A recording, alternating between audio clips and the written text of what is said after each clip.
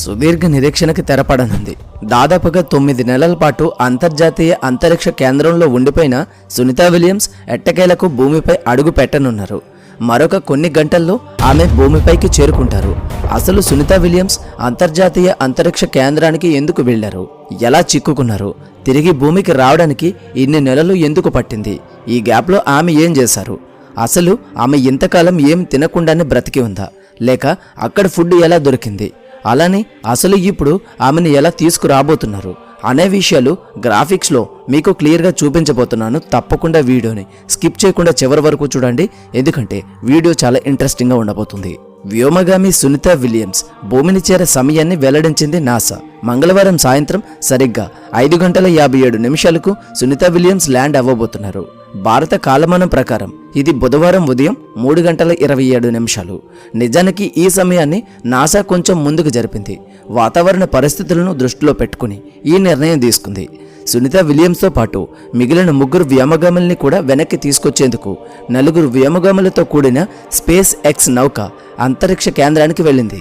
సక్సెస్ఫుల్గా అంతర్జాతీయ అంతరిక్ష కేంద్రంతో అనుసంధానమైంది. 4 వ్యోమగాములు ఒక్కొక్కరిగా అంతరిక్ష కేంద్రంలోనికి ప్రవేశించారు. దీంతో సునీత ఆనందానికి అవధులు లేవు. తిరిగి భూమికి వెళ్లబోతున్నారనే సంతోషం ఆమెలో స్పష్టంగా కనిపించింది. క్రూటెన్ మిషన్ సక్సెస్ అవ్వడంతో తిరుగు ప్రయాణంపై ప్రణాళిక సిద్ధం చేసింది నాసా. తాజాగా వెళ్లిన 4 వ్యోమగాములు అంతరిక్ష కేంద్రంలో సేవలు అందిస్తారు. సునీతా విలియమ్స్తో పాటు మిగిలిన 3 వ్యోమగాములు భూమికి చేరుకునే ప్రక్రియ అమెరికా కాలమానం ప్రకారం ఈ రోజు రాత్రి 10:45 మొదలవుతుంది. ముందుగా సునీతతో పాటు మిగిలిన వ్యోమగాములంతా స్పేస్ ఎక్స్ లోనికి ప్రవేశిస్తారు. ఆ తర్వాత మిషన్ స్టార్టింగ్ ప్రక్రియ ప్రారంభిస్తారు. దీనికి దాదాపుగా 2 గంటల సమయం పడుతుంది. ఆ తర్వాత భూమికి తిరుగు ప్రయాణం అవుతుంది స్పేస్ షిప్. మంగళవారం సాయంత్రం 5:11 అంతరిక్షం నుండి భూకక్షలోనికి ప్రవేశిస్తుంది.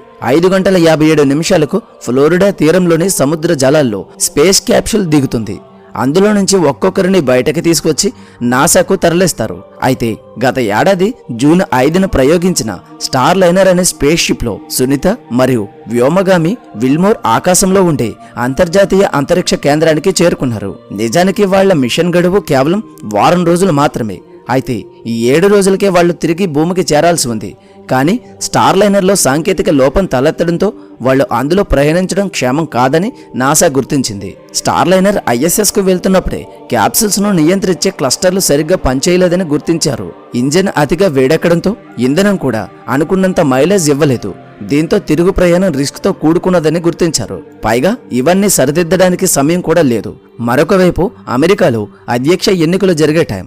దీంతో వ్యోమగాములు లేకుండానే స్టార్ లైనర్ భూమికి చేరుకుంది. అలా అంతర్జాతీయ అంతరిక్ష కేంద్రంలో చిక్కుకుపోయిన సునీత 9 నెలలుగా అంతరిక్షంలోనే ఇరుక్కుపోయారు. ఈ క్రమంలో ఆమె తనకు తెలియకుండానే ఓ రికార్డును సృష్టించారు.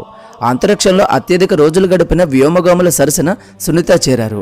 రష్యా ఆస్ట్రోనాట్ వాలెరీ పాలియాకో సుదీర్ఘంగా 437 రోజుల పాటు అంతరిక్షంలో గడిపి రికార్డు సృష్టించారు.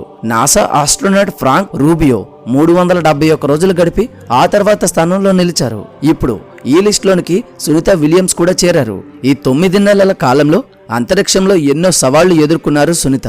మరీ ముఖ్యంగా వారం రోజులకు సరిపడా నిత్యావసరాలు, దుస్తులతో అంతరిక్షానికి వెళ్లడంతో ఆమె అదనపు దుస్తులు, వ్యక్తిగత సంరక్షణ సామాగ్రి అందుబాటులో లేకపోయింది. దీంతో నాసా ప్రత్యేకంగా వాటన్నిటినీ అంతరిక్ష కేంద్రానికి పంపించింది. ఇన్ని నెలల్లో ఆమె మానసిక, శారీరక ఒత్తిడికి గురయ్యారు. ఒక టైంలో ఆమె జబ్బు పడ్డారనే వార్తలు అందరినీ ఆందోళనకు గురిచేశాయి. ఇక మానసిక సవాళ్ల విషయానికి వస్తే ISSలో ఉన్న విభిన్న కార్యక్రమాలు, మిగతా వ్యోమగాములు ఆమెకు మద్దతుగా నిలిచారు. అంతర్జాతీయ అంతరిక్ష కేంద్రంలో ఈ 9 నెలల్లో ఎన్నో పరిశోధనలు చేపట్టారు సునీత. స్పేస్ షూట్లలో కెమెరాలు అమర్చడం, డేటా కేబుల్ను బిగించడం ద్వారా భవిష్యత్తులో స్పేస్ వర్క్ చేసే వ్యోమగాముల కోసం పనిని సులభతరం చేశారు. మరోవైపు ఇన్ని నెలల పాటు అంతరిక్షంలో ఉండిపోయిన సునీతా విలియమ్స్ జీతభత్యాలపై కూడా చర్చ నడిచింది. ఆమెకు కోట్ల జీతం వస్తుంది అని చాలా మంది అనుకున్నారు. మరీ ముఖ్యంగా అంతరిక్షంలో అదనపు రోజులు గడిపినందుకు ఆమెకు మరింత ఆర్థిక లాభాన్ని అందుకోబోతున్నారనే ప్రచారం జరిగింది. కానీ ఇందులో నిజం లేదు. నాసా రూల్స్ ప్రకారం ఉద్యోగులు భూమిపై పనిచేసినా, అంతరిక్షంలో పనిచేసినా ఒకటే జీతం. కాబట్టి సునీత విలియమ్స్ ఎప్పట్లానే జీతంతో పాటు మిగతా అలవెన్సులతో కలుపుకుని ఈ 9 నెలల కాలానికి భారతీయ కరెన్సీలో అటు ఇటుగా ₹1 మాత్రమే అందుకోబోతుంది. అంతరిక్షంలో గడిపిన ప్రతి అదనపు రోజుకు కేవలం $4 మాత్రమే ఎక్స్ట్రా బోనస్గా అందుకోబోతున్నారు. కాస్త ఆశ్చర్యంగా అనిపించినప్పటికీ ఇదే నిజం. ఎక్స్ట్రా టైం కింద ఆమె 9 నెలలకు గాను కేవలం ₹1,00,000 మాత్రమే అందుకోబోతున్నారు. 59 ఏళ్ల వయసులో అంతరిక్షంలో 9 నెలలు కుటుంబానికి దూరంగా గడపడం చాలా కష్టమైన పని. ఈ కష్టాన్ని నవ్వుతూ అధిగమించారు సునీత విలియమ్స్. దీనికి కారణం ఆమెకు అంతరిక్ష యాత్రలు కొత్తేమీ కాదు. ఆమె ఇప్పటి వరకు 9 సార్లు స్పేస్ వాక్ చేశారు. మహిళల్లో అత్యధికంగా స్పేస్ వాక్ చేసిన రెండో వ్యక్తిగా చరిత్ర సృష్టించారు. మొత్తం 62 నిమిషాల 6 సెకండ్ల పాటు ఆమె స్పేస్ వాక్ చేశారు. అమెరికా నేవీలో పనిచేసి నాసాకు వచ్చిన ఆమె ఎన్నో కీలక పదవుల్లో మెరుగ్గా రాణించారు. ఈ క్రమంలో ఫ్లైట్ ఇంజనీర్ స్థాయి నుండి స్పేస్ షిప్ కమాండర్ స్థాయికి ఎదిగారు. అంతరిక్ష యాత్రలో భాగంగా ఆమె మరొక ఘనతను కూడా సాధించారు.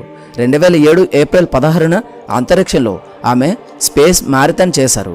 ఇప్పటి వరకు ఏ వ్యోమగామి చేయని ఫీట్ ఇది కాళ్ళు కిందకు తాకేలా తాడు కట్టుకుని మరి ఆమె చేసిన మ్యారథాన్ అప్పట్లో అందరినీ ఆకర్షించింది. సునీత విలియమ్స్ తండ్రి భారతీయుడు. ఆయన ద్వారా భారతీయత, హిందూ మతంపై ఆసక్తి పెంచుకుంది సునీత. మైకల్ జే విలియమ్స్ ను పెళ్లాడినప్పటికీ ఆమె హిందూ మతాన్ని ఆచరించారు.